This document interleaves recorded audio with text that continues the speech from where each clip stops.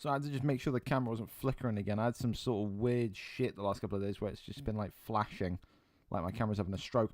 Hope everyone who's here, again, I don't expect a large crowd as per usual, like the cards, because it is Christmas. I understand that. But if you are here live, I hope you've had a decent enough Christmas, fellas. I tell you. We don't need that just yet, but I will get that set up as well. For those of you that aren't watching live, hello from the past. Hope your Christmas was good. And that wherever you are, after Christmas, you've recovered from your food coma and you're fucking enjoying life. Hey, fantastic. However, tonight, look at this. Wow, we're here for the 2025 awards. It's the usual thing. It's kind of, I mean, it feels good to still have some sort of schedule, even though it is Christmas on a Thursday and we're still doing UFC stuff on a Thursday. But more so looking back at 2025, more so doing those yearly awards, reward those that have been impressive, reward those that have been, kind of big parts of the league, whether you're talking about the knockout of the night, the on-air personality submission of the night. I think everyone's got a part to play in these awards. I love it. I don't think it's a thing that many leagues do. I mean, I would have loved to see like an ES, like back in the day when I was first starting out with UFC leagues, would love to see like an ESFL like award show with like people like Bane and stuff doing stuff, but it is what it is. People don't want to do it, or people get busy, whatever. So many awards tonight to go through, and also 2 surprise Hall of Fame inductions. We've got the 2 Hall of Fame inductions: on-air personality of the year, gym of the year, breakthrough fighter of the year, comeback of the year, upset of the year, international fighter of the year, submission of the year, fight of the year, and of course fight of the year. Did I have knockout of the year on? We'll have to add knockout of the year on at the end as well. I forgot about knockout of the year. Did I put it on my little document? I did. I just didn't put the graphic in. So that's all right. We can do the knockout of the year like after submission of the year. It's been a very long day. Very long day. Losing streak of the year. No, there's nothing like that, Graham. Unfortunately, there's no golden shit award for you tonight. But yeah, like I said, 2025 was a really good year for the UFC League, especially with the PlayStation side. I think that's the biggest success we can look back at and talk about is how much growth we saw on PlayStation. We can talk about how much, we went from having kind of this conversation, are we going to do PS, are we not going to do PS, kind of like, 1 or 2 months into 2025. And before you know it, you've got 3 divisions in the PlayStation division now, which is just insane. So I think definitely the calendar year belongs to PlayStation. So many great personalities, characters, great fighters, and also some great dickheads that aren't here anymore that kind of gave the league spice. You need everyone.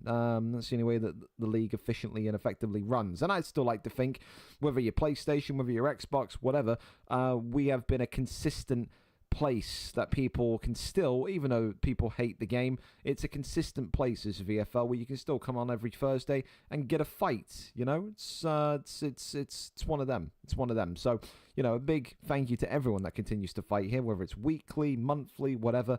I like to think now that after nearly 4 years of doing this, we're seen as probably the reliable place, the league that's always going to be there should people want to fight, as long as they behave right. So yeah, I think we've done a good job, and I think we've only gone further to reinforce that for the year of 2025. Let's talk about though our Hall of Fame inductees, of course, separate from the 2025 award show. I thought we'd throw these 2 in here. It's a nice touch on Christmas to pay homage. Both of them from the same country, one from PlayStation, one from Xbox.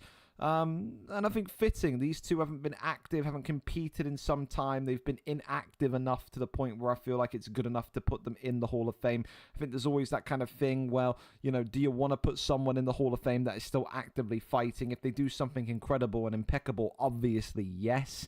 But most of the time I've always kind of resisted going full hog Hall of Fame until the guy that I want to put in the Hall of Fame is retired. Then of course, you got to be retiring in the correct way. I'm never going to put someone like, in the Hall of Fame that, gets busted for exploiting and then quits, or put someone in the Hall of Fame that loses a fight and then rage quits. I'm not going to do anything like that. You got to kind of, you got to be, doing something. You got to be doing something that is Hall of Fame worthy. You got to leave in the correct way, and you got to be inactive for a certain amount of time. I mean, that's kind of the 3 criteria for me.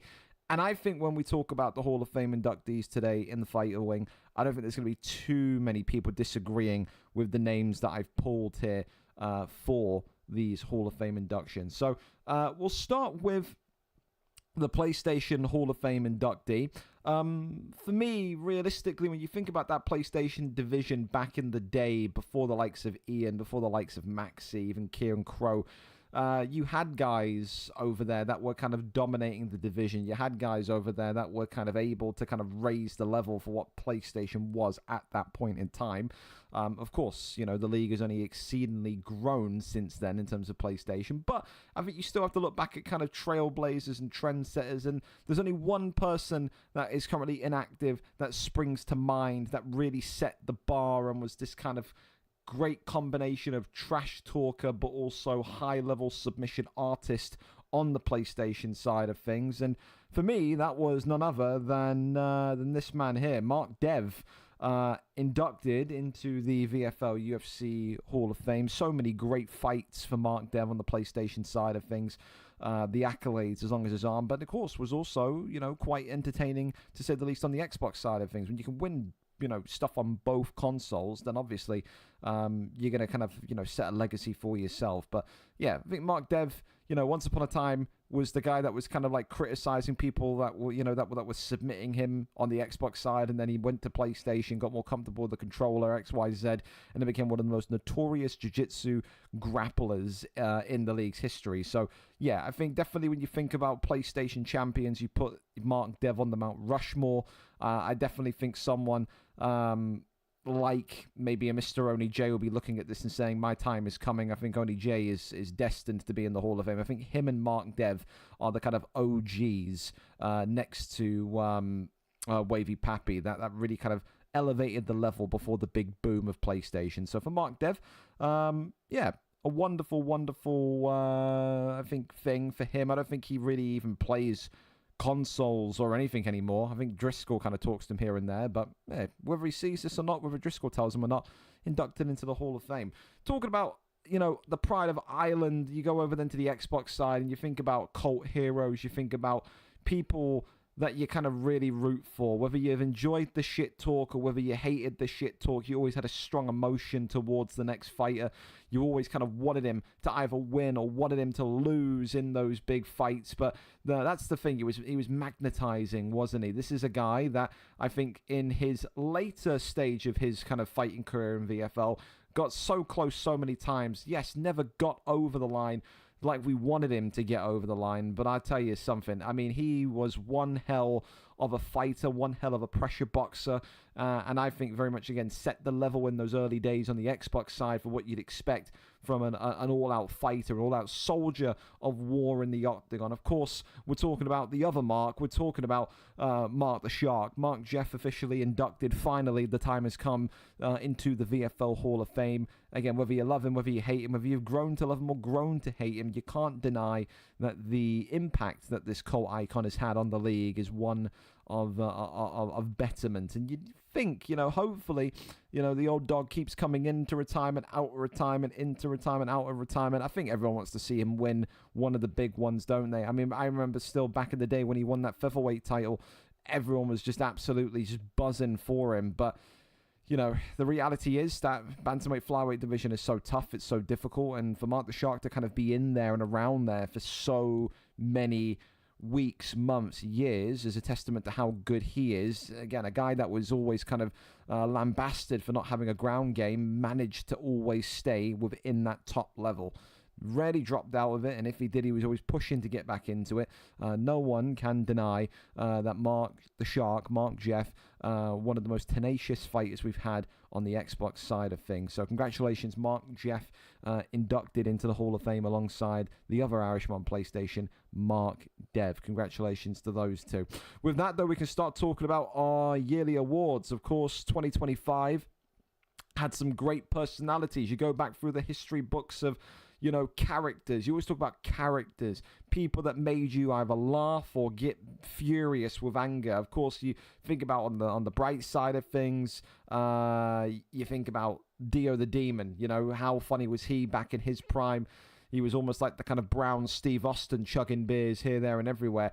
You can maybe argue that just like the real UFC, the VFL UFC has kind of lacked personalities in 2025. But I think when you kind of nail down to it, whether it be someone positive like a Dio, whether it be someone negative in the day like a Nightfall, I think there's one name that stands out massively. Again, I'm not his biggest fan because of the way that he kind of exited, but I will say definitely the most kind of drawn to a fighter that I've seen in recent times. Definitely the most drawn I've seen people to wanting a fighter to lose in 2025 because of his brash trash talk, because of his self-belief and confidence. Someone that maybe would say, if I didn't retire, I'd be competing for a double title fight. Maybe someone that would be saying that when he comes back, he will be back at the top of the pile again. The reality is you can't argue it, in my opinion. The 2025 On-Air Personality Award goes to Jay Rilla. Yeah, again, if you don't have to like the On-Air Personality Award winner, but you can't deny that this guy with his voice notes after fights and all that kind of stuff. Oh, Jesus Christ. That his voice notes after fights and all that kind of stuff just made you angry. Made you so furious that you wanted to kind of go in there and see what absolute rambunctious nonsense he would kind of whack into the cord after he won. People would hope that he would lose. Again, he had a voice. He very much riled people up. And I think that was probably one of the clear winners for personality of the year. Not one of the big ones. It's kind of like a wooden spoon award, but definitely a character. Lord knows if we'll see him again. Congratulations to him, though, nevertheless. The On-Air Personality of the Year award going to Jay Rilla. With that, of course, we go over to another kind of, I think the most obvious award of the entire night tonight. We talk about Gym of the Year. I think when you go and you look at the consistency of one gym, you talk about this gym having 16 Gym of the Month awards. They've rarely been beaten. They've taken some of the lowest heavyweights in the world and made them into elite grapplers. They've harbored talent and they've made that talent championship material. You've got these great coaches alongside them, the people like George and Koros, and even the guys now that are kind of stepping in to help the next generation of fighters in heavyweight and light heavyweight that are still actively playing. I think, this is a team, a gym, a camp that you can regard as cringy, and they have been taken the piss out of before for how serious they take it. But you can't deny it. The reality is they make fighters better. When new fighters come into this league and they say, I want a camp to join, I want to make I want to make myself better. I want to improve. What camp do I go to? There's only one name that I give them. And that camp, of course, our Gym of the Year for 2025 is Boa MMA. I don't think you're going to see a team or a group of people support each other harder than Boa MMA. I think definitely even with George having a kid and Koros kind of being in and out of UFC, they still spend time and make time for those guys that seriously want to get better. And I don't think you can argue the fact that Boa deserved this award. I don't think that you can deny the fact that Boa, are one of the greatest, probably the overall greatest camp in history. They have had such a powerful 2025. When you go through the months of 2025 and you talk about that in particular, they've won the February, March, April, May, June, July, August, September, October, and November Gym of the Month awards for 2025. I mean, when you've got that much dominance, can you really argue it? I don't think you can. So, yeah, great camp and a great kind of, I would say, group to align yourself with if you do want to improve yourself and want to get better at UFC 5. So congratulations to them. Deserved fully. Boa MMA, your Gym of the Year. We go over then to our next one. It's individual fighters now that we're going to talk about, and of course it's going to be the Breakthrough Fighter of the Year. When you think of Breakthrough Fighter of the Year, you're thinking about someone that has come from nothing at the start of the year and then kind of rose up and become one of these kind of unbreakable characters. People say it's the Breakthrough Fighter. Some people call it the most improved fighter. Some people call it, the most stylistic fighter of the year. It depends what way you really kind of bracket the term Breakthrough Fighter. For me, I feel like this one, again, was pretty obvious. I think if you watch the cards every week and you see everyone fight every week, there's only one guy that from the beginning of 2025 has had such a sharp incline of talent, has had such a sharp incline of ground game understanding, has had such a sharp incline of ability that now you look at him and he's fighting in the featherweight division, and I think he can still go even more, even higher, even greater into those kind of bantamweight and flyweight levels, especially with UFC 6 right around the corner. You cross your fingers and hope. This year's Breakthrough Fighter of the Year, a jiu-jitsu wizard, a man that has just recently lost his win streak, I think north of 15 or 16 fights he was on, and of course that is none other than Matt D, 23. Matt D had such an incredible year. I think you look at the title runs he had. He was undefeated in lightweight, 5-0 at one point in lightweight. Went into featherweight, had that incredible start in featherweight against Jack. But of course, we know featherweight is not an easy division. We knew eventually that the winning streak would come to an end. But I don't think he's anywhere close to being done. I think definitely one of the most dangerous grapplers in the league, let alone the featherweight division. And I think, again, just like he is on FIFA, this kid can pick up any game, put his mind to it, and become one of the greats. And I think he deserves it. You go back and you look at the history of 2025 of Matt D. We can do that quickly. We can show you where he started at. No one in their wildest dreams would have imagined that Matt D would be in the position that he's in at the end of 2025 after his start. So you go back here. The debut was at 148 on the 8th of August 2024. So you got to go a little bit higher into his career as to when 2025 started. His first fight in 2025 was here, I'm pretty sure. Was it here in the middleweight division? 167? No, that's the 26th of December.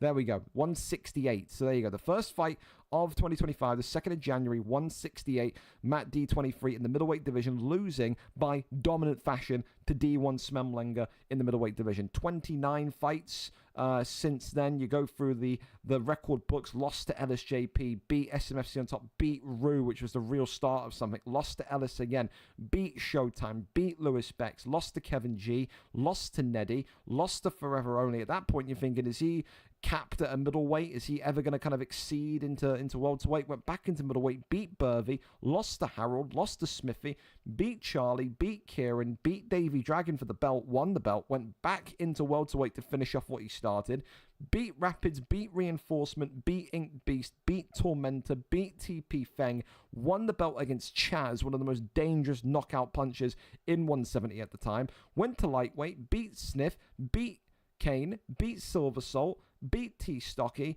and then beat Cellulot TV. Cellulot TV said after that fight, this kid's the real deal, he's dangerous, and now finds himself in featherweight after beating Jack 13. Eventually that run came to an end against Tom UFC 45. But again, to go from being a losing, struggling middleweight to now being kind of in that conversation about the featherweight division and being in that conversation about can he go up the bantamweight flyweight is incredible. Such kind of focus and practice has to be applauded, and for that reason, Matt D23, the breakthrough fighter of the year. I don't think, again, there's anyone that's going to really be able to argue that one whatsoever. Going over then to our next one, of course, and we're going to go to comeback of the year. So our first kind of recap fight, again, stuff like comeback of the year, knockout of the year, fight of the year. We're going to watch the fights back together. So you'll see when this kind of stuff happens, I'm going to literally hide the overlay like this so I'm not in the way, and just leave you with the kind of the commentary and the raw VOD, to say the least. So for this comeback of the year, so many great candidates, I will say that. But the comeback of the year, we go here. I need to actually get the window capture ready. Hang on. All right.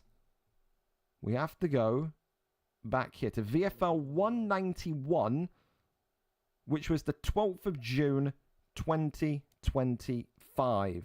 Said, you be the judge. You tell me. You think this is the comeback of the year? You tell me if you think I've got it wrong. We now need to flip this. We go here like this. Oh, okay. There we go. We can hide that. Let me just make sure this actually works. Oh, yeah. All right. As he was waiting for Viper to sign up. Well, there you go. Oh, there we go. Did it clear up? That's still 480p. Just squint your eyes, fellas. You'll be fine. You'll be fine. All right, fellas. Whenever you're ready. Here we go. Cody Garbrandt from Mark Shark. Purity Yan for the final block. Block, of course, was dealing me today saying, listen, are we allowed to mirror? Was told, of course, the answer was no. he knew from that point that maybe Cody Garbrandt was going to be waiting for him. Mark the Shark today in the black and blue with Garbrandt, where his final block coming in with Purity Yan in the red. A little bit fuzzy for the quality. It's all right. It's like watching a He's goal stream. All right, we've all been there. Don't worry. Tonight, don't expect to see too much wrestling in this one. These two Irishmen that love to fight with their fists and will very much be trying to show the other that they are the superior boxer in this division. Of course, after this fight tonight, 5 title fights for gold. Very much going to be a fun one, a fun night of action to crown some new champs. And of course, don't forget tonight, late night action, 12:30 a.m. UK, 7:30 p.m. US Eastern. VFL Madden, 5-0 Seattle Seahawks against the 5-0 Chicago Bears. Preview of maybe the NFC Championship game in the final season of Madden 25 League. Should be good to see. Of course, as well, Mark the Shark will be looking to get that kind of, I would say, downbeat feeling of what he felt last week out of his mouth here. So there's been a lot of trash talk back and forth between these two. Final block has kind of ignored Mark the Shark for most parts. Mark saying to the final block that he would not be able to run movements a little bit more. So Mark has this kind of pattern in terms of the way that he shifts to the right. Kind of drags. He kind of allows his movement to be dragged. That's something that maybe a lot of the guys that have outboxed Mark will tell you. They do watch for his kind of instep. They watch to his side step. There is kind of a rhythm to how Mark will move. And with that, you can maybe get the counter shots to put him out. Of course, tonight, wonder if maybe Mac will be in his corner giving him words of advice and wisdom. Seems like it's a big fight tonight that got some old heads interested. Final block here, though, continues to work the jab of Yan onto Garbrandt's block here as well. Cody Garbrandt here showing signs of damage for the first time, though, in round number 1. Works off the jab straight. Yan continuing to just retreat. But does a great job fighting off his back step. That's one thing that final block definitely does well, is the ability to fight so confidently off of his backward step. So much power in that from Yan as well. Right hand there comes forward again. Mark here eating the first bit of damage, but also the first stun of this kind of penultimate moment. Oh, look at this though. Final block now. Eating a little bit of damage. Oh, Mark the Shark though gets dropped. Oh yeah, we have got a fight on our hands here. All right, well listen, a lot to unpack there, and the scorecards look like that. Final block will take that round, the knockdown and the 6 strikes in his favor. For Mark, he will say, listen, been in way worse situations, been in way more difficult moments. This is nothing. So far so good though for the 3-0 Purity Yan. Mark the Shark going to need to be very careful here. If he goes too aggressive, final block will make him pay. Brilliant boxer's performance. So 2 fighters that I think if you're a heavyweight, a middleweight, and you're looking and saying to yourself, I wish I could get to that level.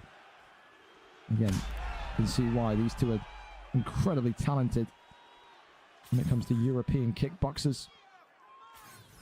He needs to work off that 1-2, that head kick that comes off. You can see though, he was trying to just punch through that block, that head health, as that head kick came up. I think he was convinced that the head health was going to drop. Good final block, but didn't happen. One comes forward there from Mark. Close distance. Head kick, right hand there though, connects brilliantly. Yan and the final block looking to put this fight in its place here in round number 2. 3 minutes left of this one. Mark the Shark in deep, deep trouble. The Shark is in deep waters once again. The battle of who is the most dominant striker in Ireland continues to wage on. Works off that jab again. You see Mark now being aggressive, almost kind of pursuing final block. But the way he just keeps fighting off the back foot, man, it's scary how impressive it is. 1-2's down the center. Goes forward again. Big shots there coming in. Mark is downed, and this could be perhaps the end. Tries to go into side control, does the final block, but in the end kicks him away. There's Mark Works the jab. 1-2 head kick from Mark here, but he just can't crack through Jan's defenses. He's going to need something special here if Mark Jeff is going to win this one tonight. Final block is cruising in this fight right now. The damage, the block, everything is in his favor. It's another big drop here, and Mark Jeff may not have too much left here. The up kick saves him. Works off the jab again. Still continues onwards, left and right. Ducks. Oh, I'll tell you what, if Mark got that duck and hit, that would have been something, but it could be it here. Rains down the strikes. And the final block just again getting back up to his feet. He wants that clean knockout. 35 seconds to go now. Works off the jab straight. And I do think this one will maybe creep into the third round, but oh, maybe not. Mark Jeff dropped again. The up kick saves him again. How much more damage can Cody Garbrandt physically take?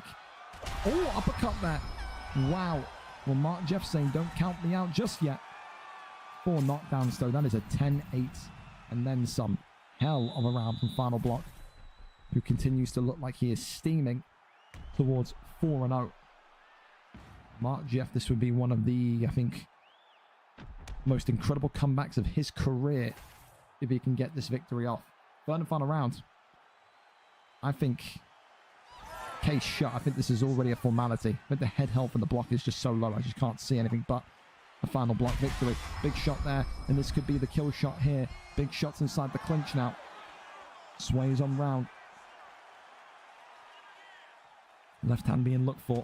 One big strike down the center. Right hand lifts him up. But no takedown achieved. Ducks underneath. Mark here.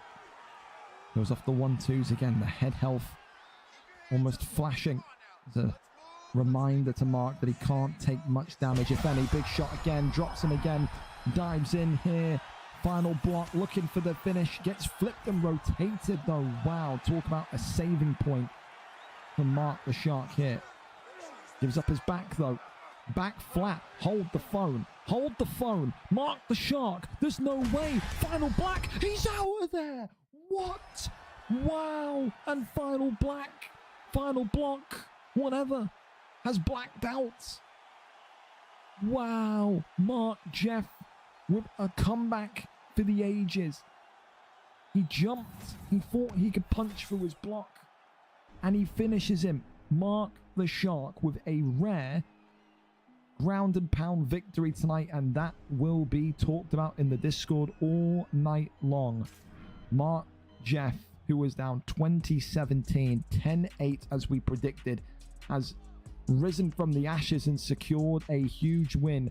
15-15, one of the greatest kickboxers to ever do it. Was outclassed tonight, but it's not about how you start, it's how you finish, and how this fight finishes is a round 3 victory.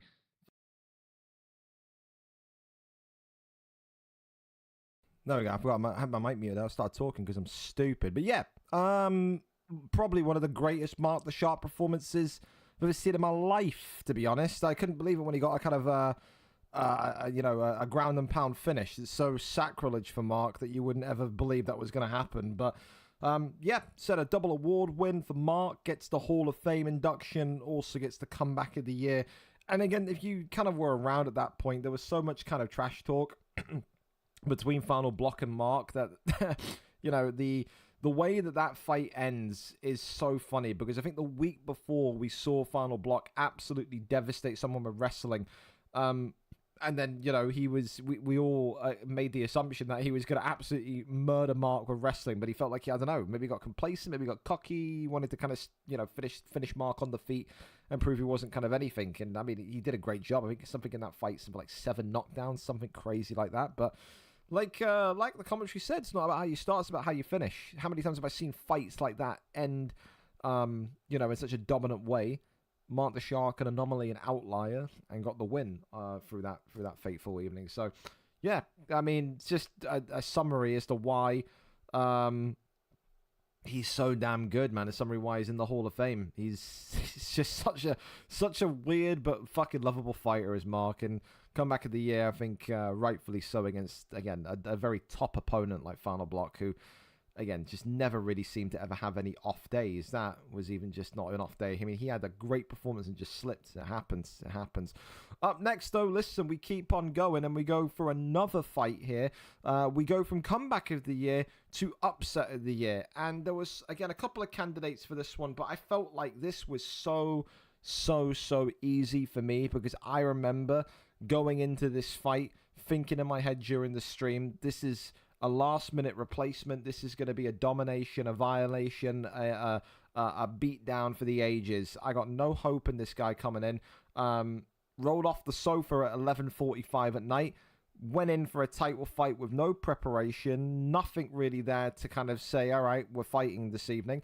And pulled off probably the biggest upset that we've seen. He's had a couple of these this year, but the VFL 2025 upset of the year heads over to PlayStation, well, believe it or not. So let's go over and see who won the 2025 upset of the year. I forget I have to keep doing.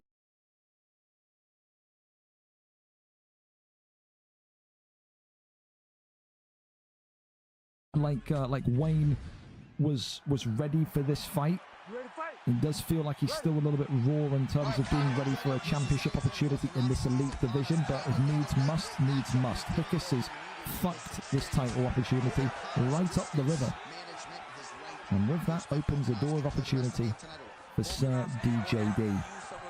And again, fellas, you can be from wherever you want to be in the world. The requirements to fight here are very simple. Number 1, be on time. Number 2, know what time you're fighting and read. Number 3, don't have a fucking cabbage or hay bale for a router. That's all I ask. Simple stuff. Yep. Anyway, black and gold trunks tonight for the bold Aussie, for DJD, the challenger. Duwaja, of course, in the white trunks with Conor McGregor. One of those where you'd think tonight that the striking excellence of Duwaja will be too much for Wayne Sky. Then Roy, big fire knee comes in. Of course, the champ was targeting a matchup with Mr. Oni J this week. Wasn't possible because of that, that fight with Oni J having a loss as his last performance. So he did get a win this week, so maybe he'll be itching to kind of take up that offer as Wayne Sky there gets the takedown and now gets a good deny. Works the elbow in, but gets flipped and rotated instantly. And now the champion, Duwaja, has this top mount position. Rains down the big shots here as the strikes are raining in. Volkanovski's in big trouble. Elbow drops on down. Big shot still. Just shrugs out the way of that one. Duwaja getting a deny, and this is where I mean his top mount control is just disgusting. Said 3-0 for a reason. Put out whimpering Ian last week in a dominant fashion. Look at this again, postures up again. Wayne Sky continuing to try and defend himself, but there's still 1 minute and 50 seconds left of this first round, and so drags him back into position again. Wayne Sky is a sitting duck out there. Herb, call the fight, damn it. He's got a wife and kids. Lays down the strikes again. McGregor not able to be uprooted, uplifted. Tries to get up. That one there is denied. Posture up again. Lays down the strikes. Big shots. Elbow drops on down. Wayne Sky still continuing friendly reminder. to be resolute. My sub ended. Flexed biceps emoji. Kind of Merry Christmas, dude. Confident in his ability to say, I'm going to at least make this second round. But, I mean, he cannot get Duwaja off of him. It's been a complete domination since this one hit the ground. And I think DJD, the Volkanovski pick, is going to think twice before even attempting a takedown ever again in this fight. Clear, you've got to win this one on the feet here. Round 1, clear as day. Champion takes it. Duwaja says, new opponent, no problem. 10-9 to me. Of course, there's so many fighters gearing up, lining up for Duwaja. There will be a pick of the bunch at VFL 200. As we've got a black man glitching through. Oh, and the floating ice bag, everyone's favourite mascot. Oh, and it's flown off the fucking screen. There you go. Wonderful. EA Sports, it's in the game, fellas. All right, here we go. Round number 2. Jesus Christ, round number 2. There's McGregor will again look to try and put the dampener on this kind of last-minute call-up of Wayne vs Sky.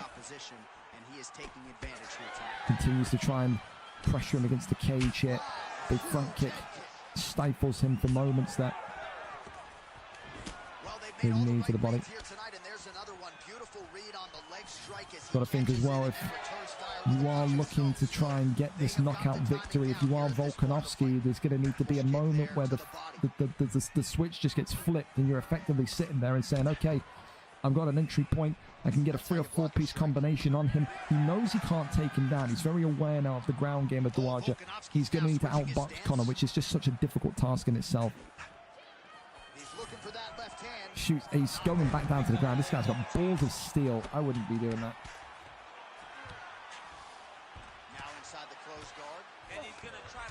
The G8. That one they're trying to crawl over, but both denies there. Wayne, in fairness to him, has gotten better with some of his denies, but he's been caught in a real guillotine choke here that could maybe see him tap out. Conor McGregor not able to get it, not able to sink it in. 2.5 minutes left of round number 2. And so far, Wayne is still very much going to be looking void of ideas. Dowager gets right back to the feet though. Going to go for that uppercut, but there's that left hook instead. Volkanovski in a teep that's blocked up. So both of them very hesitant in their striking, which is kind of intriguing, especially after such kind of dominance from Dowager in the first. Seems like he's almost kind of scared to throw the first punch. Doesn't want to get countered, perhaps. Maybe that's what it is. Goes back down low to the body. Left hand. Got to think. Volkanovski. I think maybe cage strikes would be a good idea as well. Just try and minimize any ability that was out in the open, in the pocket. More knees. For Dowager, I want to see a bit more confidence. Is that a guy that has very much looked solid in this fight, but just doesn't seem like he wants to be the guy engaging the strikes. Seems like he's happy to be a champion that fights on the backstep counter. Left hand there goes forward again, uppercut. Flies inbound. Back down to the body, there's that front kick, goes down and pokes one to the ribs hit. Although that comes off. Swing and a miss on the head kick, body shot continues to be worked. The one thing that Wayne does have in his arsenal now, though, is that McGregor is starting to run out of stamina. Again, Conor McGregor's like this do not last into championship rounds. I think if Wayne can continue, if the Volkanovski pick, Sir DJD can continue avoiding heaps of damage, work body shots, work good takedown defense and denies if he gets down there, he can really drain the stamina of McGregor. Round number 3, up and underway. He would still say, though, that Dowager is 2 rounds up to 0. I think so. Has to take this slow and steady. This DJD has to. Uppercut there, swings on him. Ooh, body shot again, but then midway through, it's that kind of mini slip.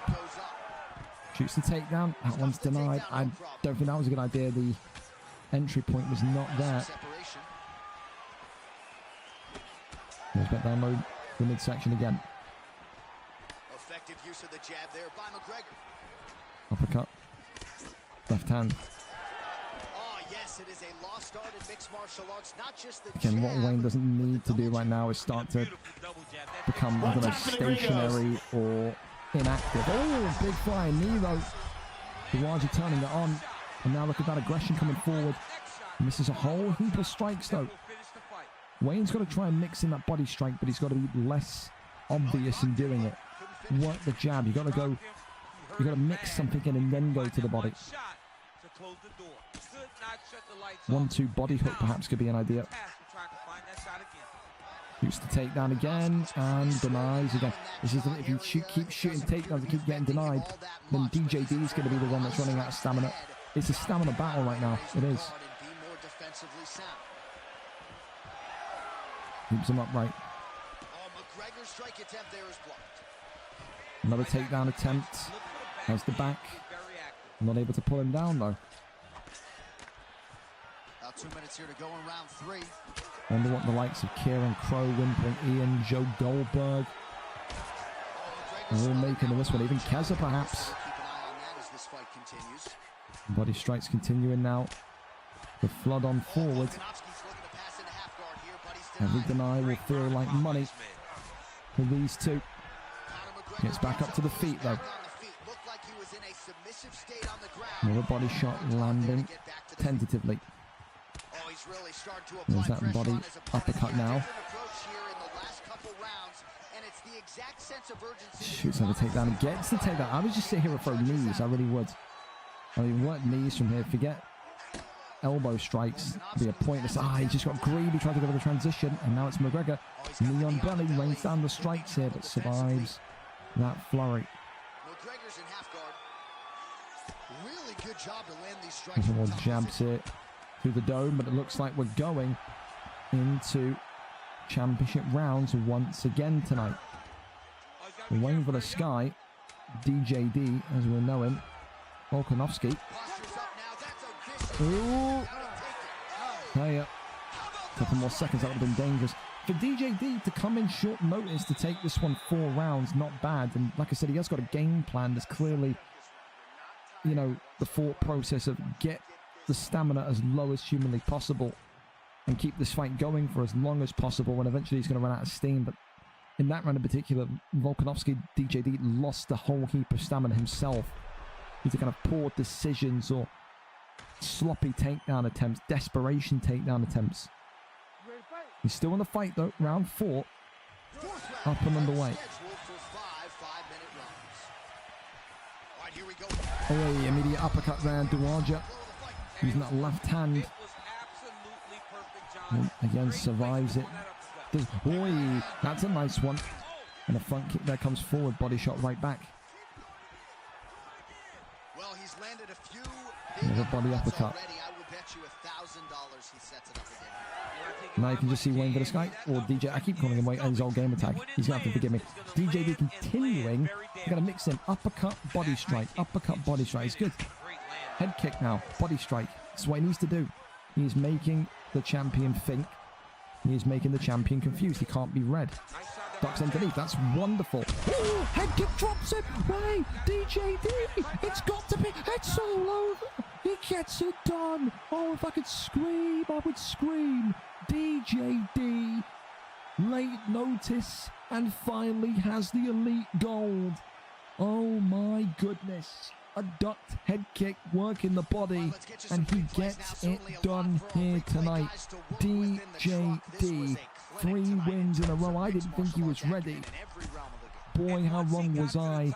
The champion Duwaja looked phenomenal in the opening round, and from there it was all downhill. Couldn't get a read of DJD, and the body strikes were just turbulent from DJD. Tonight, it is an underdog's win. It is a win for the fans for DJD, who has been clearly a PS favourite for so long, and now he is the man to beat. Round 4, 121 tonight. DJD gets it done.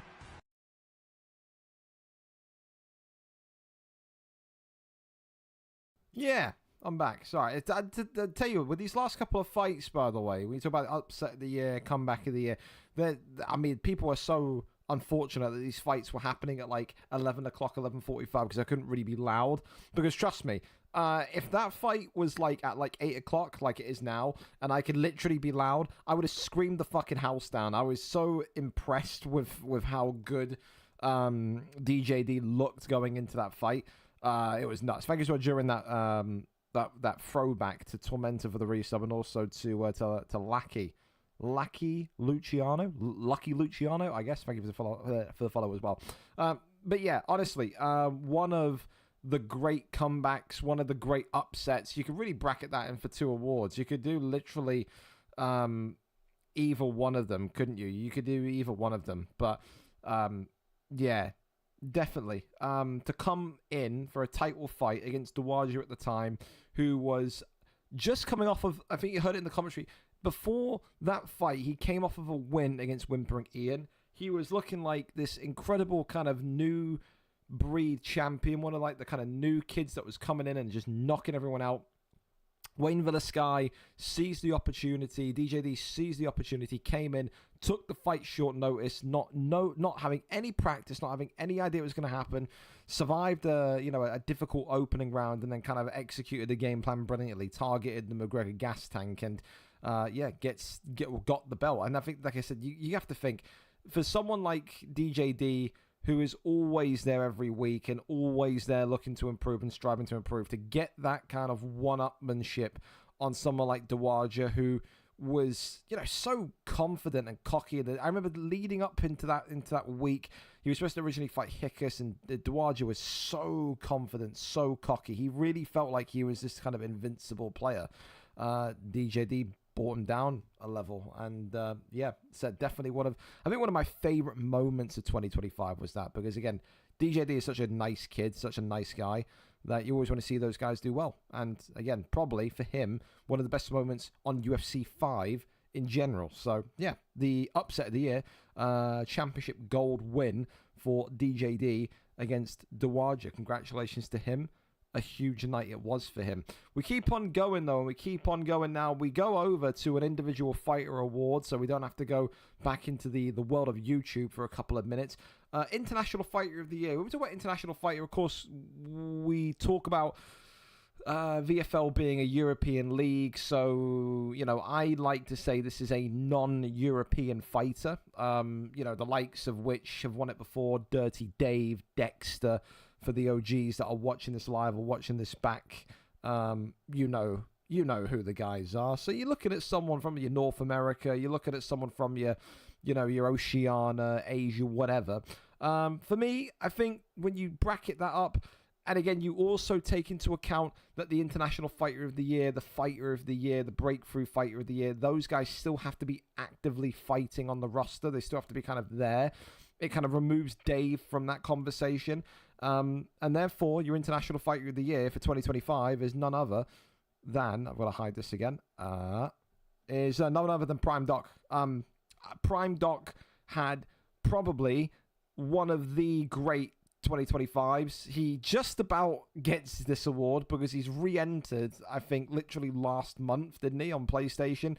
But I mean, you go back and have a look at his run on Xbox, man. Those matchups, that series that he had with Dirty Dave, the way that he pushed Dirty Dave to improve, and the way that, because again, the thing with Dave is he's such a robot. He needs worthy competition. Prime Doc went from almost being relegated in the featherweight division to then being this kind of this behemoth in the bantamweight flyweight division, winning the gold, out wrestling Dave, just doing everything that he was supposed to do. In my opinion, definitely someone that will have Hall of Fame connotations around his name in the future. But yeah, I think whether this kid's on PlayStation, Xbox, whatever, as an international fighter, you can't disagree that he had one of the strongest 2025s. Great title run in the bantamweight flyweight division. Great rivalry matchups with Dirty Dave. You couldn't knock Prime Doc if you tried. And yeah, I think very close between him and Maxi. Very close between him and Maxi UFC. Maxi was second place for this, but I just feel like when you go back to that trilogy in 2025 between him and Dave, you can't ignore it. Such a strong fighter, and great to have him back, whether he's on PlayStation or Xbox. I would have preferred him to be on Xbox because, again, it would have been fun to have some of those fights, like the Maxi fight or the other one on the bantamweight division. I think it would have been great, but just you got to be happy to have an asset like that for Prime Doc. So, International Fighter of the Year for 2025, Prime Doc. Congratulations to you. Good to have you back as well in the Octagon. We keep on going then. And listen, we're going to go over now to let's do Knockout of the Year and then do Submission of the Year, because I did forget to put the Knockout of the Year graphic on here. So we can go over to Knockout of the Year, another video throwback, if you want to call it that. So sit tight, so you have to hide everything and do everything again. So we go back to VFL 190, of course. But who got the knockout of the year? Enjoy the fight. It is brutal. It is earth-shattering. Appreciate that. Top tier from you. Absolutely. All right. Okay. Love the hoodie, Gringo. I know, Green Bay Packers, man. I'm telling you, I'll get more NFL gear. I do. I'm going to the NFL game in London in October. The Vikings and the Browns. I'm going to buy so much shit. So much shit. Anyway, here we go. Dricus du Plessis in the black and gold for Harold against FF Smithy, who comes in with Alex Poatan Pereira. Very confusing pick here tonight, considering that all we know about Smithy is his wrestling, is his grappling, is his jiu-jitsu work. Otherwise, space jiu-jitsu and work, but we've done it regardless. Not someone that I'd expect to ever come in with a purebred boxer. Tonight, it seems like Smithy has drawn the line in the sand and said, I will show you that I am the best boxer at 185. No doubt, a challenge that Harold will take with great stead. And of course, this was a boxing league was active that was killing folks. He made guys like Winter XJ retire. But the fact of the matter is, though, this isn't boxing. This is Pereira, and you eat shots, you will die. There's no ifs, buts, or maybes about it. The one thing I want to see tonight is, does Smithy incorporate those leg kicks? Does he incorporate those body shots that can really debilitate someone? Big shot there as the flying knee, followed by the uppercuts, drop Dricus du Plessis down to the canvas floor. And for Harold, this is one of those fights tonight where maybe you would have wished you had some wrestling background, because if he had wrestling, if he had the ability to shoot a takedown and do some crazy stuff on the ground, you could easily get him down and try and tap out Pereira. It may only take one or two. Well, there you go. He shot the takedown and he's got that one. Listen, it only takes one or two denies, one or two submissions here, and Pereira is gone. So there is that. Denies, no. Gets over into the half guard position. Now for Harold, I wouldn't want to say a break in play, but a pause of the momentum. It was needed. I can't lie to you. This was needed because Smithy was absolutely dissecting him on the feet. Moves into top mount, though, and look at this. Gets the posture up. Now it's Dricus du Plessis, who's got the opportunity to rain down some strikes. Not going to be the case, though. Moves into half guard. Works shots to the body.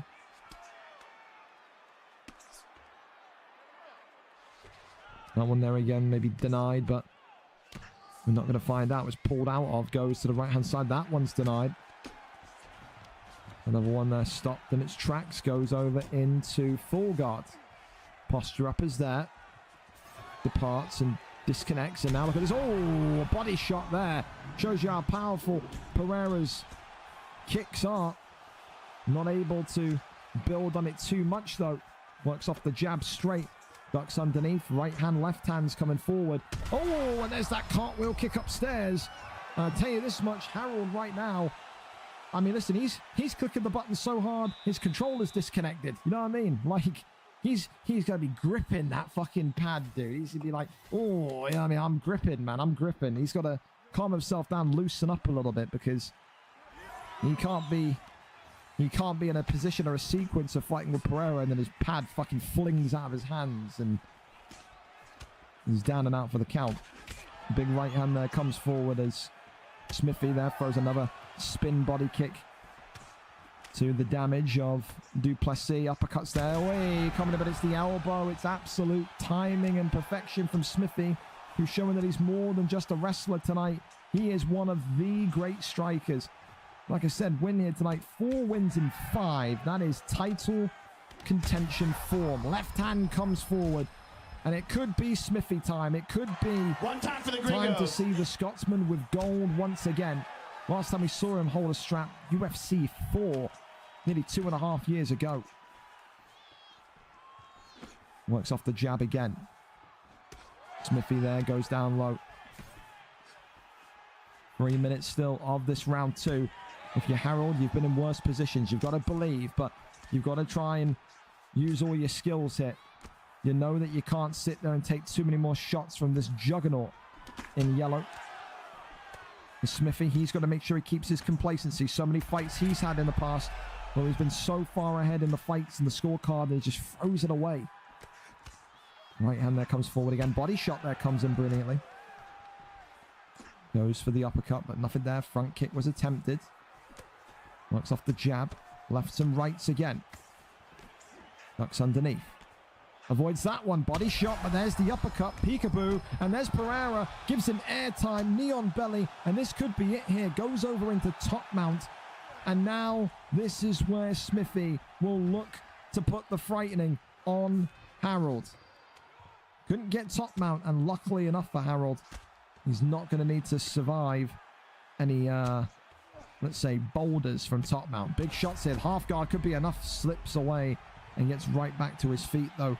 Really good escapism there from Harold in black and gold with Dricus du Plessis. Still, they're coming forward, though.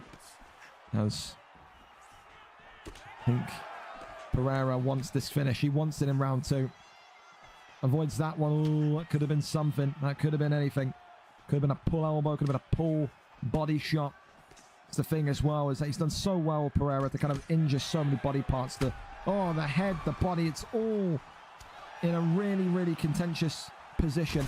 Right hand drops him. Knee on belly. And this has got to be it here. Goes down again into side control. No trust in his ability to finish the fight with knee on belly. Gets a couple of denies here. As he now goes into knee on belly. Rains down a couple of big shots. 1 or 2 will maybe do it, but not possible, not plausible. Elbow comes in, goes over into sprawl. As we go over into round number 3. Once again here this evening. Pereira, though, doing the business. Smithy so far looking like the real deal. But for every single time he goes into knee on belly and he doesn't finish the fight, I tell you this now, if Smithy loses this fight, he is going to hate himself. Because he could have finished this fight not once, not twice, but about 3 separate times. But he's been too scared, I think, to go for the knee on belly in case he's avoided or dodged and then gets flipped in an unreasonable position. He's got to have a little bit more confidence. He's got to make sure, that he finishes this fight. Big shot there, already drops Harold down within 10 seconds of the round starting. And the damage there is being very, very, very clear now. You can't take even a single shot from the Brazilian here tonight. Uppercut there comes forward. Off the jab. Pereira still looking for the signature blow. Oi, there it is. Could it be? Flyer knee comes up, but the block continues to work. Oh, and it's all over. Oh, my God. Oh, God. Oh, Smithy. Oh, God. Oh, sweet mother of Christ. He wound that up like a baseball pro. Sends him into the stratosphere, and Smithy would be wishing that he went for the knee on belly. Knockout of the night, and it's not even close. A comeback of the century for Harold tonight. Wow. Oh, wow. For Smithy, the age-old curse again. So dominant, so in control, and complacency, decision-making has cost him there. How Yeah, honest to God, incredible. Love the fight, I think, as well, from Harold's perspective. Such a difficult one as well, considering you come into that fight with all like the kind of hype and background noise. Thank you as well, Kushoja, for the follow. Such a difficult one, because you come into that fight being the guy that's been, on, VFL Undisputed, knocking people out in VFL Undisputed, and then you come in and you get absolutely torched. Again, so many of these awards tonight are like kind of almost joint awards, where it's like it could have been comeback of the year, it could have been knockout of the year, it could have been so many different awards, but I'm a sucker. You've known me now doing the comms now for years. I love something that's going to be like a wind-up shot, something that's going to kind of like, teleport the fucking guy 5 yards, 5 meters backwards. But yeah, it's one of those. Brother, I don't even own the game. I'm not adding you. It's Christmas, dude. Go outside. Fucking chase cars or something. No one's literally don't even have a controller in my hands. Literally don't even have a TV in the building, bro. Relax. relax. Harry, good to see you, man. Hope you're good. But yeah, for Harold's world class, man. World class, incredible. One of the great knockout artists of the fucking of the middleweight division. And yeah, just so dominant in that fight. And for Smithy, I think probably one of the biggest choke artists in the league's history as well. I don't know how many times I've seen fucking FF Smithy be so far ahead, so dominantly ahead, and then just fuck the fight. I don't know. So I said in the commentary there, I was like, I don't know why he didn't go into Neon Belly or go into Top Mount or XYZ. He regretted it instantly. And yeah, you know, it's just one of them. But Harold's dangerous, dude. He's so good. Said he's got that boxer's fucking spirit within him. You love to see it. Thank you so much as well, Harry, for the sub. Appreciate you, man. All right, well, listen, we keep this train going, and we're nearly at the station here because we've only got a couple awards left. Submission of the Year, Fight of the Year, and then Fighter of the Year. So we go over then to our Submission of the Year. Very few nominees for Submission of the Year. It's been a very knockout-heavy year in VFL UFC, definitely. Feel like there was definitely so many opportunities to kind of give the knockout of the year to about 4 or 5 different people. But for Submission of the Year, a little bit more obvious for me. So let's go over and see who took that one as I hide everything again. Can I do it quick enough? DJ for a while. Fair enough. All right, then. Maxi going in with Royval in the black trunks. Winter going in with... I don't know, a quite rare Demetrius Johnson pick. I haven't seen Winter use Demetrius Johnson, I don't think, before, but I guess we'll wait and see. So there you go. Black trunks for the Canadian, green trunks for the former champion fighting out of the UK. The Winter, you never know what kind of version of him you're going to get. Are you going to get the Winter that is, flowing in a zen state, you could almost say, or are you going to get the Winter that is almost meme-y, trolly, and effectively just trying his best to kind of put on an entertaining bout? Does he believe that there is an opportunity for him to rise to the top and grab the belt again? I think there will be newfound belief in that because of Dave losing the belt last week. But truth be told, no one can ever predict Winter. He's an unpredictable live wire, isn't he? He absolutely is. Maxi, of course, probably the next man up, should he want to be, for that PlayStation Championship of the World. Could well be him at VFL 200. But he also has an offer from Prime Doc. Prime Doc saying he would rather face Maxi at VFL 200 than face Dave for the 4th time. That's something, isn't it? That options there presented themselves for Prime Doc as to what he wants to do and what maybe Maxi wants to do. Immediately coming forward, though, is Winter, not kind of showing any sort of fear. Again, the height difference here between Royval and Johnson, absolutely seismic, but for Winter, happy to kind of sit there and take the shorter man, to take the lower heights and say, okay, well, I can make this my own, especially inside the pocket. For Maxi was always someone in his last stint before being cut, USADA Pauling, always said that it was kind of his balance that made him work so well. A great boxer primarily, but also someone that if you take him down, you'll be surprised what you find down that. A good kind of counter grappler indeed. Flying knee there comes forward as Royval, now the man that's busted open first. We did see this with Dave last week, didn't we? We said that Brandon Royval seems to get carved open, split open way faster than maybe some of his kind of flyweight counterparts. So one tonight where, yes, you've conceded damage early, but now you've got to be very, very aware defensively of what you need to do. Right hand there connects as Royval continues to pivot round. For Winter, very, I wouldn't say cautious, but very kind of, again, aware of what Maxi's wanted to do. You can see Maxi studying and looking for an entry point. And he's just creating that kind of degree of separation to make that difficult for him. And now look at that, the flurry and the hand speed of DJ inside the pocket gives Maxi a stun. It's had a very intriguing fight so far. And there's a flying knee. Maxi getting the stun and a knockdown right back. So we're going to miss on the head kick, though. Hell of a fight. Hell of a fight. So the knockdown in the end, in the last kind of 10 seconds, probably giving Maxi that round, 10-9 to Maxi. When, if that didn't happen, I would probably well, definitely would have went 10-9 Winter. I do think so. Just goes to show you, don't switch off your concentration with seconds to go. Winter will know that, though. He knows that more than anyone. Well, the replays here being watched. Do we need to watch the replays, boys? Can we skip the replays? There we go. Thank you very much. Round number 2. Up and underway. Maybe getting corner advice there was Maxi. Only he knows.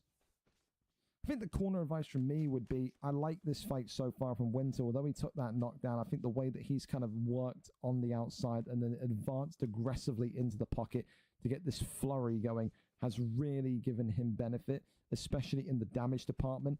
I think if you're Maxi, I think you got to work on the outside a little bit more. I think Winter is baiting you to get into the pocket and strike with him, and you have fallen for it a couple of times, and that is why the head health is now collapsed a little bit low. A little bit more of a calmer round, I think, is required from Maxi. Maybe it doesn't need to be kind of low activity, but just needs to kind of be wary of the volume that Winter can produce when he gets that pocket presence open. But right now, both of their head healths look pretty low. I can't lie to you. Take down their lands. And now we're going to see Maxi in this ground game. No, we're not. He gets back up right to his feet. Immediate overhand comes forward again. Uppercuts. Ooh, drops him. Winter now feeling Royval's sharpness. Takes the back hit. Maybe Maxi wanting some ground game from this position. Takes the back and collapses him down into the rear naked choke. Winter now hand fighting with Maxi. Needs to try and find a way out of here, and luckily doesn't concede the submission. Really good move there of patience and calmness from Winter. But still, Maxi on top. Maxi with 2 minutes and 10 seconds to really leave his mark here. Nothing needs to be rushed. Posture up and then gets back onto the feet again. Overhand swings forward. So Maxi's head health, though, I would say it's a little bit less than Winter's. That's why I'm so surprised he got up so quickly. Uppercut there comes forward again. Right hand sticks onto Winter. Tries to work the jab. Jab straight. Right hand. There's that big shot again. Body shot comes out. Uppercut, right hand. Tell you this much, Winter is starting to maybe get more damage than what it's worth here with this fight style. He may need to maybe think about shooting in round 3. I don't know how much more he's going to be able to take here from Royval. Body shot comes in and lands again. Left hand, right hand, overhand, nearly. Again. Oh, it ducks the head kick. Wait, no counter shot. But the body is punctured. Winter could be in trouble here. Knee on belly. I think it's going to be over. Whips him into an armbar. Wow. I thought he could have maybe got the fight done and dusted there. And the armbar going to be extended. Drops the block. Yeah, I think this fight now, very much 2 rounds to 0. It was a complete domination round compared to the first round. And for Winter, I mean, he's going to need a finish. He's going to need a finish really desperately. And if he doesn't get that finish,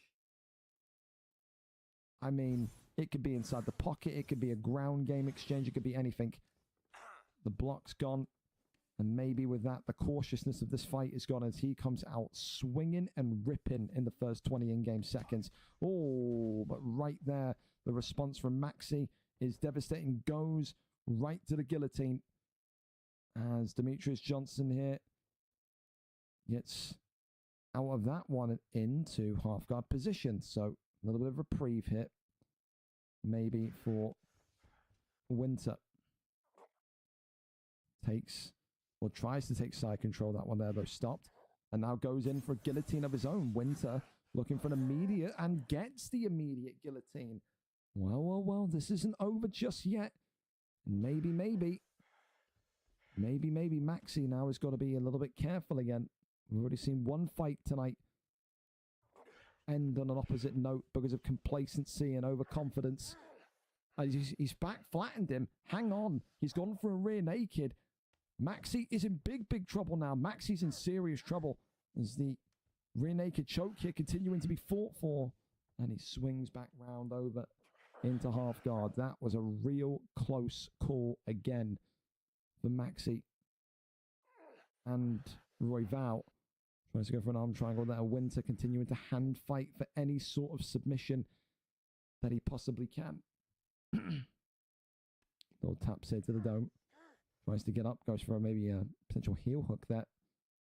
Does Maxi. And the submission's in. The submission's in, the armbar's in. I think Winter's got him. I think Maxi's completely thrown this one. Oh, can he survive it? He's going to get it. He's going to get it. Winter has done it. Wow. Winter with the tap, with one of the comebacks and performances of the year. Absolutely was looking lifeless at the end of round 2. And Winter, with all of his pedigree, with all of his knowledge, IQ, keeps calm and finds a way to get the victory in round number 3. One of the comebacks of the year, one of the best Winter performances that you will see, and probably the submission of the night. I gotta be honest, you gotta take that away from DJD, although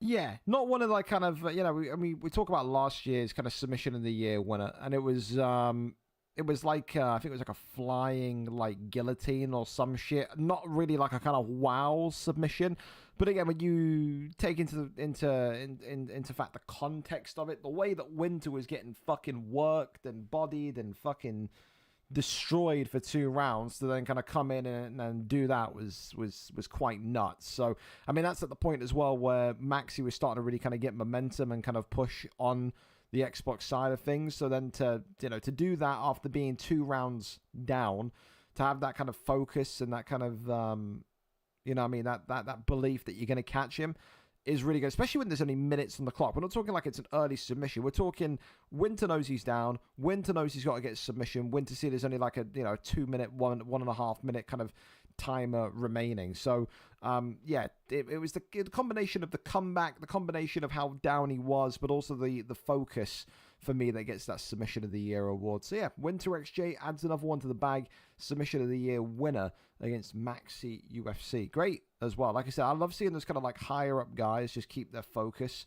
I think that's always the most intriguing thing, considering that we've seen so many people in the league of that high level just kind of get so I think consumed is the correct word.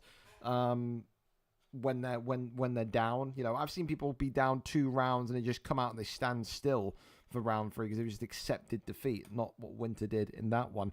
Go over then to our final kind of video of the evening. Of course, the fight of the year. For some people, they say this is the kind of the biggest one for them because you want to be known when you're kind of fighting on stream for being entertaining, for being a dog, don't you? And let me tell you, this fight of the year, 2 of the biggest dogs known to mankind in this league. 2 people that you're always going to be guaranteed to have an absolute banger when they're on the card. 25 Fight of the Year award belongs to. Enjoy the fight, fellas. Enjoy the fight.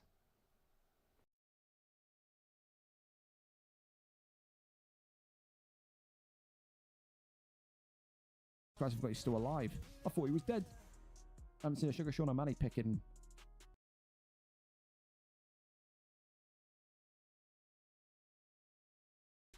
Fucking forever, since Warbsy, I think.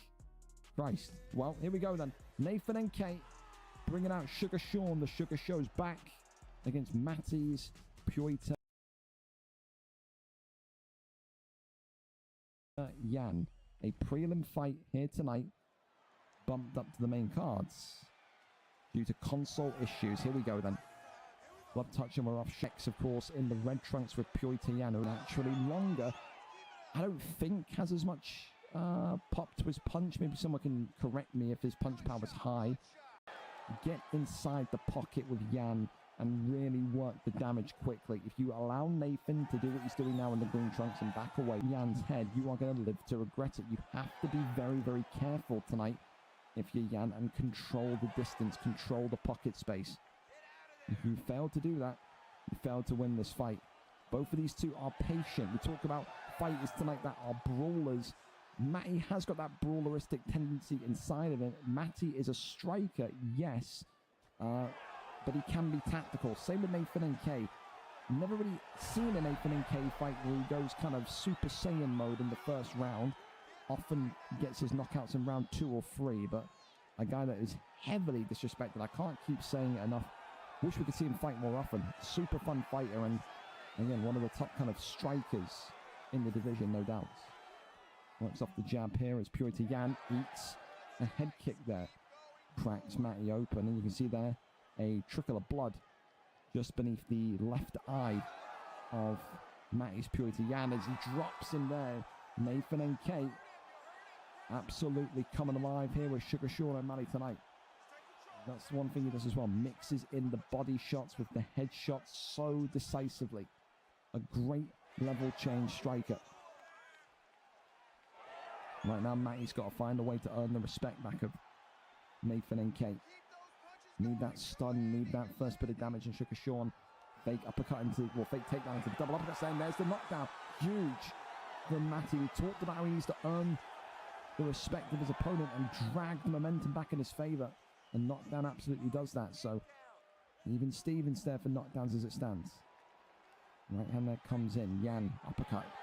And again, another very, very tense fight here tonight. Both of these two nose to nose, just trying to find the gaps. As there's the uppercut from Matty. A huge mistake here now from Matty. Left hand drops him. Wow. It's a striker's paradise. Blink and you'll miss it. These two getting the best of each other here. We're going to miss on both. Oh, front kick down the middle. And for Matty, just gets caught. Look at that. Looks like he's been hit in the head with a fire axe. Look at that. So far, probably, just tipping it. Maybe that front kick at the end wins it for Matty. I think 10-9 to Sugar Sean O'Malley. I've got this one. So Matty just about in front. If it can be another one here in this incredible title fights, including that main event closer to midnight, 7 p.m. US Eastern, between Dirty Dave and the Spooky Ghost. Two North Americans going one-on-one for the ultimate prize. Round number 2. For now, Matty and Nathan NK continuing to get their hands dirty with one another. You want to think, if you start this fight in a difficult position, you usually then build, and that's exactly what Matty's done. I don't know why Nathan there effectively accepted shots and traded inside the pocket. He's got to be very, very aware and always omnipresent to exactly what he saw in that first round. Back off and go from the kind of distance reach, but look at that, inside the pocket, he's gaining confidence as well. Slip hook there for Sugar Sean O'Malley works a treat. Uppercut there. Full eyes on forward. It's a very tense fight. Continues here to just try and throw that jab straight. Uppercut there. It's just poked on through. You can see both of them trying to go for that slip uppercut. There's that big overhand now from Yan. Fakes the head kick. Right back to it. Straight here. Drops him. A stun for me. A stun for you. Flying knee comes forward. Goes back down low to the body. Good evasiveness there from Nathan NK. Head kick there comes up. Big shot once more. Left hand. There's the elbow there though from Matty. Pulls that one back, does Nathan. It is very, very neck and neck. 2 minutes and 27 seconds left. There's another stun now. Comes in for O'Malley. Matty hit. In a real bad way once more. Overhand comes in. Works off the jab. Lefts and rights again. Beautiful shots here. Down low to the midsection. Continues onwards. Big straights. Look at that. Matty's head health is really, really in a potential of tatters. Goes down low to the midsection now. Nathan trying to find a way to get the body damage. Oh, and it's that liver shot. Jumps in. Nathan NK gets right back to his feet. He wants this to start where it will finish where it started. With this stand-up game, 2 elite marksmen in this bantamweight division. Works off double jump, overhand, uppercut straight. Oh, and there's the body shots. Really nice. Again from Nathan and Kate. What a fight. What a fight. Fake takedown, uppercut there again. Matty's. Oh, been done by his own move. Fake takedown into the uppercut from Nathan. Stole that one right out the playbook. Wow. Goes back down low to the midsection again. Can Matty survive this second round? Jumps in. 4 seconds and counting. It does go somehow, some way to round 3. What a fight. What a fight. There's a serious shout here for Hall of Fame. Not kidding. Thank Christ we got to see this. And Matty pull off one of the great comebacks, one of the great escapes against the Sugar Sean O'Malley. It would be something he would never forget, no doubts. And that comes forward from Sugar Sean. Jan started round 2 really well, but he's not starting round 3 well. Big shots here coming in. Nathan going low, and wow, sleeps him with the right hand. What a fight, but Nathan NK with expert precision gets that one done in round number 3. One hell of a fight. I don't even need to say it. Fight of the night has a new home. That was well worth the wait. Wowie.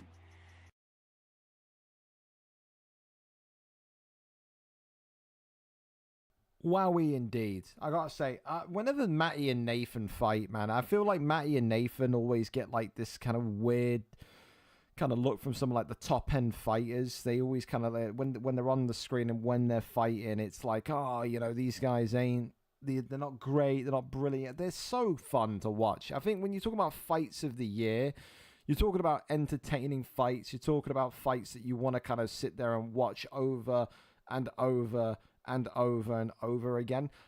Those are one of them. I think when you go back to all the great fights in like that we've had across the 4 years, when you think about that Oakley and Nightfall fight, this fight with Matty and Nathan, you know, a handful of Mark the Shark fights, a handful of Keza fights. Like, you want that back and forth. I mean, how many stuns were there in that fight? About fucking 400? Like, it was ridiculous. These two don't have any ambition to defend themselves, but all the ambition in the world to knock each other out, and you gotta love that. It's a proper fight, isn't it? None of this smelling each other's nuts nonsense.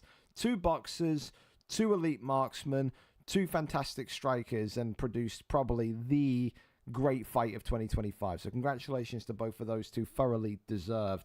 And with that, we talk about then our final award tonight. What you could argue from a football perspective is the Ballon d'Or of the VFL UFC League. We're talking, of course, about the fighter of the year. You go through the history books, you think about Jakey B back years ago with the kind of trailblazing effort he had in those early days of the league. You think about Dirty Dave, the human fucking robot that was beating everyone, had that incredible win streak at one point of 27 wins in a row. You're talking about all of these great fighters, and there were so many great options this year. Again, Dave would be in that conversation if he was back in the league and he had an interest to compete. Prime Doc, Maxi, all of these guys had fantastic 2025s. Absolutely did. However, for me, there was one person clear above the rest. Not just a fighter that had a dominant 2025, not just a fighter in 2025 that broke records, but a fighter that for the last 2 months has had so many close calls. He still wins his fights, but I don't know anymore if it's just that he's lucky or he's just so Justin Gaethje'd with CTE that he just takes the first round off and looks horrendous and then wakes up. For me, the fighter of the year for 2025, for the first time in my memory, I'm pretty sure, goes to a PlayStation fighter. And my fighter of the year, maybe controversial, maybe not, but the records, the accolades, and the exciting fights and knockouts he's had in the last 2 to 3 months alone back it, goes to none other than Whimpering Ian. Whimpering Ian is the guy to beat right now. He is by far the most dominant PlayStation champion we've had in history. He has tied the record that Sam held in the light heavyweight division years and years and years ago. Whether you like or respect the PlayStation division, people like Wavy Pappy, Mark Dev, Maxi, Kruger, the list goes on, have not got as many title defenses won and nailed down as Whimpering Ian. He is the A-side. He is the draw. He is the most entertaining man in the league, and he has all the records to match it as well. 2026 is his to kind of own. 2026 and what he does with it is his to kind of make, to make a call on. We talked about VFL 219 next week, the first card of 2026. Again, it's pretty much the opportunity is there for him. What does he want to do? Who does he want to fight? Because that's the kind of position he's put himself in now. When you're going in there and you're beating every single PlayStation player put in front of you, when you're going in there and even when you're losing, like you lost against Atomizer, the losses are so dramatic. The losses are so, hyped. You have to look at that and say that is the effect of being the fighter of the year. And I think it's such a big thing for a PlayStation fighter to get it as well. Because again, we started this stream tonight talking about one of the big glowing positives of 2025 being how improved, how big, how positive the PlayStation division is now looking compared to what it was a year ago. He, Maxi, Kruger, all of these guys and the guys that came before him are massive parts of it, but he's been the workhorse for it, of course, in 2025, and he has been for the majority of the year. Him and Maxi, when those two fight, it's going to be something spectacular. Should they fight, that's going to be one of the greatest fights in PlayStation history. However, tonight, the award and the joy and the kind of knowledge of being the guy in VFL for 2025 goes to Whimpering Ian. And the big question mark still remains on Whimpering Ian, who, on the PlayStation side of things, is actually good enough to beat him. Because so far, he is one win away on those title defense records from being not just the greatest PlayStation player of all time, but the greatest champion league-wide all time. More title defenses than Jakey, more title defenses than Lelo, than Drizzy, than all of these guys that kind of had these extravagant kind of runs at some point. Regardless of the division, you have to give him his respect. And for 2025, VFL gives Whimpering Ian that respect. The 2025 Charles Mask Lewis Fighter of the Year award goes to Whimpering Ian. And for 2026, Lord knows what it's going to hold in store for him. So many big fights. I'll be excited to call them when they are when they are present, when they are there for us. But there you go. I mean, listen, a fun kind of year, boys. A fun year. A fun kind of 12 months to kind of see what this UFC league has to offer and see how people have developed and grown and X, Y, Z.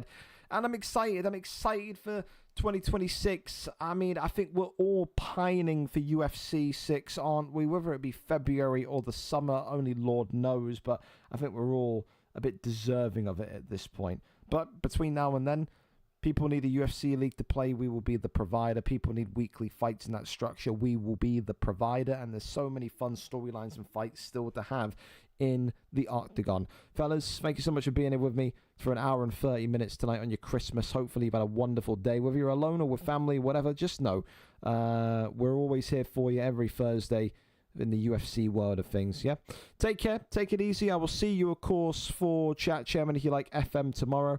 If not, I'll see you for some other stuff during the week. And VFL 219 January 1st Thursday 2026 for the first card of 2026. Sign-ups are going to be going up about 15 minutes after I get off of stream here. So you've got until Sunday night to get that logged and locked and loaded. If anyone, of course, wants their graphic, if they won one of the awards tonight, then shout. I've got them all. Thank you so much to Sam as well for the fantastic job he did so close to Christmas on all of the graphics and all of the Photoshop work there.